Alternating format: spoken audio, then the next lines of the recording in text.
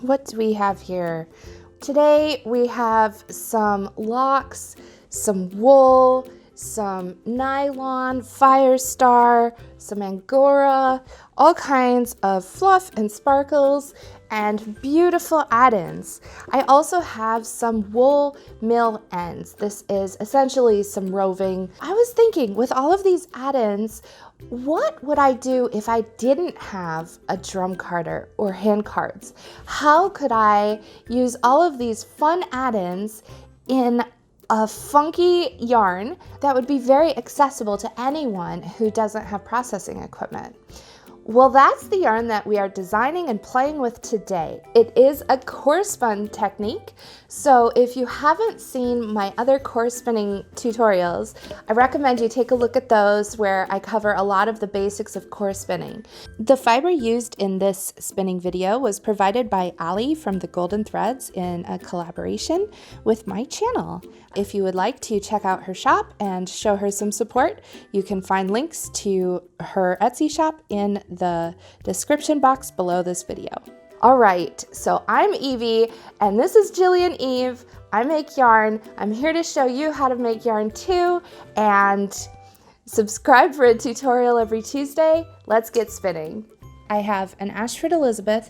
This is the bulky flyer and bulky bobbin setup with the largest whirl that I have.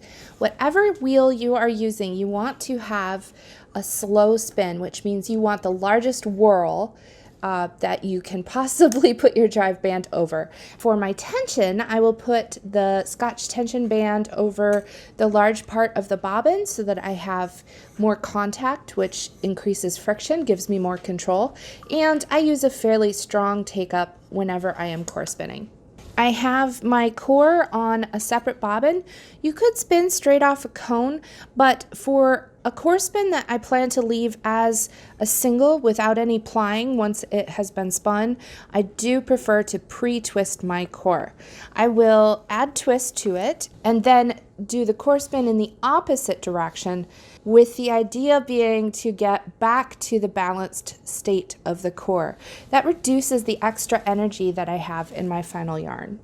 Since this core spin also uses a thread, I need to include that when I start, and I will put the thread spool into a little bowl because otherwise it just rolls all over the floor and my cat attacks it, which is distracting. To add the core and thread onto my leader, I always loop my leader over because that way I don't ever have a danger that I'm going to untwist and then fray apart my leader when I start my spin. I can go either direction with my spinning and it won't come apart. So I pull the core and the thread through the loop of my leader and fold it back on itself. Then I start my spin. This way I don't have to have any knots, I don't have to tie anything, and especially for a core spin, it helps to have a length of just the core before the fiber starts. You can use it to tie off your skein. It just gives a little freedom and a little extra material there to start with. When I hold this core spin, see the thread is through my fingers here and then the core is in the palm of my hand. I keep them separate. If I let them run together, what will happen is the thread and the core will go nuts and join themselves and spin themselves all the way down to the floor. And then when I want to bring the thread out and go back and forth over the little fiber accent sections, I will have to untwist that thread from the core, and it just makes it a little more difficult. One of the keys to having a good core spin is to maintain a firm tension on the fiber as it is going into the wheel, onto the bobbin. This needs to be under tension, and then also to keep this under tension as it is wrapping on. So I pinch off a little and then push it towards my core at a 90-degree angle, just like that. And that is how I core spin until I'm ready to add the fun stuff. This is the yarn that I'm making today. It has pops of color all throughout with some coils and some little fiber beads and thread that crisscrosses back and forth over. with just a base Corespin of the wool, and it kind of gives a nice backdrop to those accented portions of the fiber. And this is how I am constructing that. I'm going to start first off with a fiber bead, and what I have here, I'm well into this Corespin. You can see my bobbin. I have the core here, and then I also have a thread, and it's a little hard to see that on camera, but I'm keeping the thread off to the side. I am not auto wrapping. I've been holding the thread along with the core as I'm core spinning this wool onto the base of this yarn.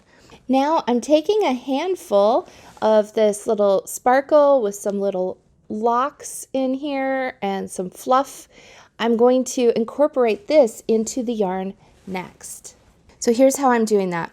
I have this wool here that was part of the Corespin as I was going along, and now I'm going to incorporate these two together because the fibers will sort of keep my thread out of the way there. The fibers will sort of wrap around each other and make sure that it's all gripped on there, just like that. Now, once I have this spun onto my core, I'm going to take the thread and just go back up a little ways and back down a little ways. I have my fiber ready to begin the next part of the Corespin, and when I bring the thread back, I'm going to grip it with my hand holding the core so that the thread and the core are running along together. And that is how I create these accented portions of the yarn with some locks, some sparkle, the thread back and forth to lock it on there so that it won't unravel or come apart. And it just makes the most fun yarn with a lot of character. I got hung up on a hook. So this is definitely a yarn that you'll have to watch out for those hooks. Here we go. All right, and then I'm just core spinning right along.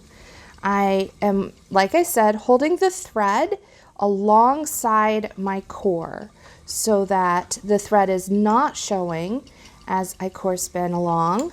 Just the brown yarn is showing. And now when I come to another spot that I want to give an accent to, like I just did, we'll do that again.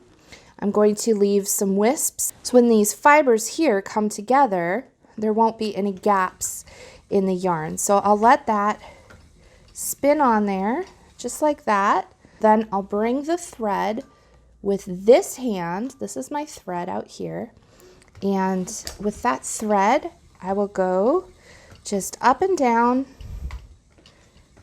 I'm not holding it too tight with my hand that's holding the core. I'm not holding it too tight because I do want a lot of that twist to come in. And as the thread starts to come back down towards the open area of the core, I'm going to add some more of my wool.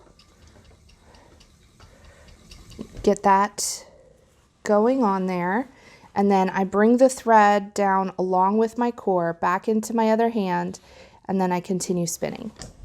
That will hide my thread again until I get to the next portion that I want that thread to come out and show off. This would be a really cool technique to do with a very high contrasting thread. You can bring that out to have those pops of color all throughout, and it's very pretty. So let's grab, what should we grab next? This is the fun of this yarn. I'm just grabbing whatever I feel like. Let's do a little beehive. So to create a beehive, I have just a little handful of some roving right here. Roving is what I find works the best when I'm doing beehives. And I'm going to take the floofy end so that it gets started onto the Corespin and let that join on there. So I'm twisting, twisting, twisting the same direction that I'm spinning, and then I am going to twist that so it goes right onto the core, just like that. And then I'll give it a little shove to snug it up, and then I'll grab some more wool, overlap, and there we are. A nice little beehive. This one I do have to help through the orifice, and I kind of avoid the hooks because they tend to snag. So I'll just make sure that it's ready to get onto the bobbin and skip the hooks. So I'm ready for my next little accent in this yarn. And let's pull up some, this is some sparkle. It is sort of an aqua colored nylon. So I will bring my thread out so that it will go on top and corespin this nylon on there and let the thread go back and forth to create sort of this cocoon effect, and then overlap on the end with my wool to continue spinning on the core. So let's do another one with some silk, and then we'll do some with just some loose Angora locks. You can see what these look like.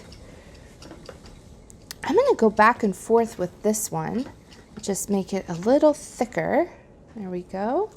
And now I will bring my thread up and down. And if you want it to have that sort of bubbled out appearance, make sure that you hold your thread very tightly as it's wrapping on, because that will help it to dig down into the fiber and create those portions in between the thread that bubble and poof out. And that gives it a very textured look. It's a very cool look. So then I overlap just a little on the end. Keep on going. Now that one won't have a problem. That'll go onto the bobbin just fine. Some fluff.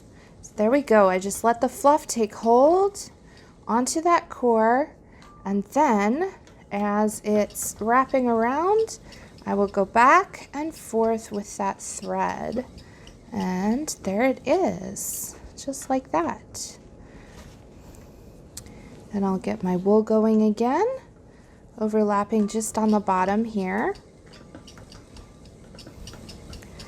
And away we go. This is a great yarn to use for weaving. It also works very well with crochet. It can be knit with as well, but I find that using some very large needles is the most helpful because it leaves room for the thicker portions of the different fibers where they are added on to sort of have the room to bend as they need to throughout the stitches. Now you can see here I am over twisting this core. It is folding up on itself right here. To correct that, I am backing way up from the wheel. The wheel's way over there. And I am just going to spin onto the core with its own momentum, because this is taking some of that energy out and removing some of the kinks. This is a little bit hard of an angle to get. As you can see, I'm reaching all the way across my lap, a little behind me, until I feel some of that energy sort of balance out. And then I will wind it so it just goes straight on. I didn't treadle for any of this distance here. I just let the extra twist carry the core, and now I'm going to put all of it onto the wheel without see, it still has some energy. So now I'm going to wind it onto the wheel without giving it any twist. I'm not treadling. I'm just wrapping it up onto the bobbin. So now I do just a smidge more core spinning before I begin to treadle again, and that will help take some of the extra energy out. And now I feel like it's not wanting to twist on its own. So success, I've removed the extra, and now I will treadle, and there it is. There, now I've caught up and taken some of that extra twist out. This core was pre-twisted before I began the spin. That helps it to not over twist too much.